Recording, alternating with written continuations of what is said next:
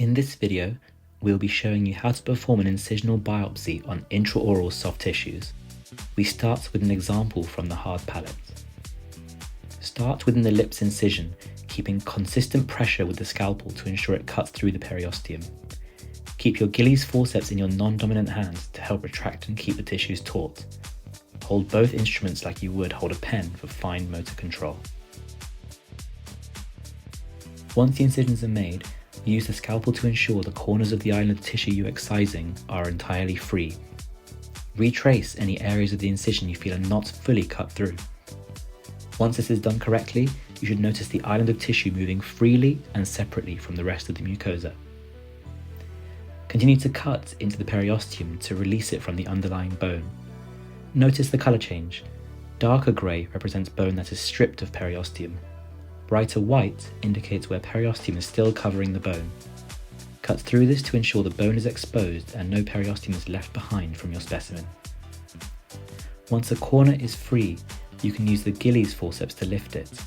Do not crush the Gillies forceps too firmly on the specimen, as this will damage tissues and may affect the quality of specimen for analysis. Continue to lift the specimen and cut near the edges with the scalpel to release it from the surrounding mucosa.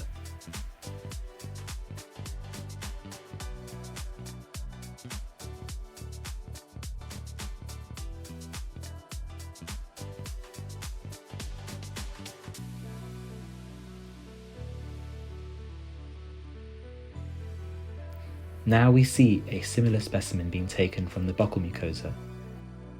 Follow the exact same steps, meaning a clean incision with the scalpel. Make sure you are holding the scalpel like a pen and perform the ellipsoid cut in a single sweeping motion.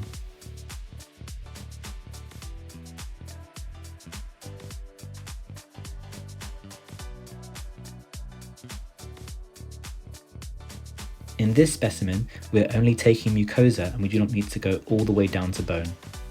Once you can see the ellipse is released, pick it up with the Gillies forceps and free the corner with a scalpel. Continue to cut along the same depth plane where the pink meets the white to release the sample from the underlying tissues.